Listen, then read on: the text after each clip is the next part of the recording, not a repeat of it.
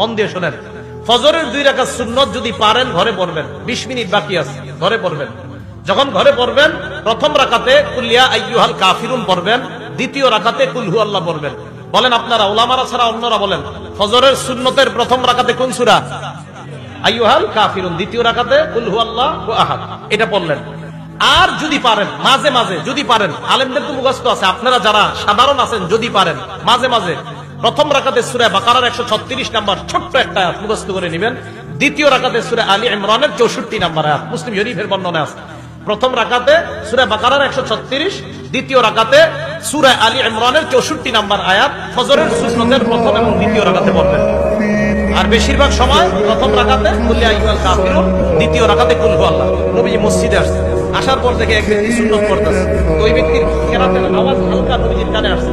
নবীজি শুনতে পাইল ওই ব্যক্তি প্রথম রাকাতে পড়তেছে কুল ইয়া আইয়ুহাল কাফিরুন। আল্লাহ নবী বললেন হাদা আরাফা রাব্বা। আল্লাহ নবী যখন শুনলেন এই ব্যক্তি ফজরের সুন্নতের প্রথম রাকাতে কুল ইয়া আইয়ুহাল কাফিরুন পড়লেন, নবীজি বললেন এই ব্যক্তি এমন এক বান্দা যে ব্যক্তি তার রবকে চিনতে পেরেছে, যে ব্যক্তি তার রবকে চিনেছে। তো নবীজি দাঁড়ায় রয়েছে। এবার ওই লোকটা দ্বিতীয় রাকাতে বললেন কুল হু আল্লাহু আহাদ। আল্লাহ নবী বললেন হাদা আব্দুল আমানা বিরব্বি, এই ব্যক্তি তার রবের উপর পরিপূর্ণ ঈমান আনছে। তাহলে প্রথম রাকাতে কুল ইয়া আইয়ুহাল কাফিরুন, দ্বিতীয় রাকাতে কুল হু আল্লাহু আহাদ। এবার ফজরের সুন্নত পড়লেন, পড়ার পর আপনি বাসায় বসে আছেন, তাকায় দেখেন ঘড়ির মধ্যে এখনো 15 মিনিট বাকি। তখন আপনি কি করবেন? আরবিটা প্রথম বলি, ওলামায়ে কেরাম তো আরবি মনে রাখতে পারবে, আপনারা পরে বাংলাটা বলতেছে। নবীজি বলতেন, ফাতুল বারীতে আসছে, আল্লাহুম্মা রাব্বা জিবরাইলা ওয়া রাব্বা মিকাইলা ওয়া রাব্বা মুহাম্মাদিন সাল্লাল্লাহু আলাইহি ওয়াসাল্লাম আউযু বিকা মিনান নারি সালাসা মাররাত। নবীজি আল্লাহর দরবারে দোয়া করতেন, হে জিবরাইলের রব, হে মিকাইলের রব, হে মুহাম্মদ সাল্লাল্লাহু আলাইহি ওয়াসাল্লামের রব, আমি আপনার কাছে জাহান্নাম থেকে পানাহ চাই। নবী এই দোয়াটা 3 বার করতেন। ফজরের সুন্নত পড়লেন, পড়ার পর সময় আছে, নবীজি দোয়া করতেন। এবার আমার সাথে বলেন, হে জিবরাইলের রব, হে মিকাইলের রব, হে মুহাম্মদ সাল্লাল্লাহু আলাইহি সাল্লামের রব, আমি আপনার কাছে জাহান্নাম থেকে পানাহ চাই। কয়বার এটা? 3 বার। যদি বাসায় পড়েন তো বাসায়, মসজিদে বললে মসজিদও এই দোয়াটা করবেন। পরে যদি দেখেন এখনো নামাজের অনেক সময় বাকি, নামাজ পড়লেন, সুন্নত পড়লেন, সুন্নতের কেরাত পড়লেন, সুন্নতের পরে দোয়া করলেন। দোয়া করার পর বিবির দিকে তাকাইবেন। কার দিকে? বলে না সবাই, কার দিকে? বিবির দিকে। বিবির দিকে তাকানোর পর যদি দেখেন বিবি জাগ্রত, কথা বলবেন। যদি দেখেন বিবি ঘুমায় আছে, বিবিরে জাগ্রত করবেন। আম্মা জান আয়েশা সিদ্দিকা রাদিয়াল্লাহু তাআলা আনহার বর্ণনা, নবীজি যখন ফজরের সুন্নত পড়তেন, পড়ার পর আমার দিকে আল্লাহর নবী তাকাইতেন। তাকানোর পর আল্লাহর নবী যদি দেখতেন, ফাইন কুনতু মুস্তাইকিজা, নবীজি যদি আমাকে দেখতেন আমি জাগ্রত, হাদ্দাসানি, আমার সাথে আল্লাহর নবী কথা বলতেন। ওয়াইন কুনতু নাইমা আইকাযানি, আমাকে যদি দেখতেন আমি ঘুমন্ত, আল্লাহ নবী আমাকে জাগ্রত করে দিতেন। তাহলে ফজরের সুন্নত পড়ার পর বিবির সাথে এমনি 2-1টা কথা বলবেন, ধর্মীয় কথা, নবীর একটা সুন্নত আদায় করার সওয়াব পেয়ে যাবেন। আর বিবি যদি ঘুমায় থাকে তাকে জাগ্রত করবেন। এবার আসেন তৃতীয় আরেকটা সুন্নত বলি, 5 নম্বর আরেকটা সুন্নত, যদি পারেন আদায় করবেন, না পারলে সমস্যা নেই। আগে শুনেন, আম্মা জান আয়েশা বলেন, আল্লাহ নবী ফজরের 2 রাকাত সুন্নত পড়ার পর ইত্তাজা আলা শিত্তিহিল আইমান, ডান কাত হয়ে একটু শুয়ে থাকতেন। না আপনারা এটা করলে তো ঘুমায় যাবেন।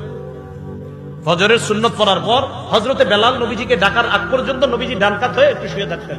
এখন আপনারা কি করবেন? বেশি সময় না, আপনারা একটু শুইবেন আবার উঠে যাবেন, কারণ আপনার শয়তান গিট মারবে, ঘুমা ঘুমা ঘুমা। তো নবীজি সাল্লাল্লাহু আলাইহি সাল্লাম এটা করতেন, ইত্তাজা আলা শিত্তিহিল আইমান, আবু দাউদ আছে, বুখারীতে আছে, এইভাবে নবীজি একটু শুইতেন।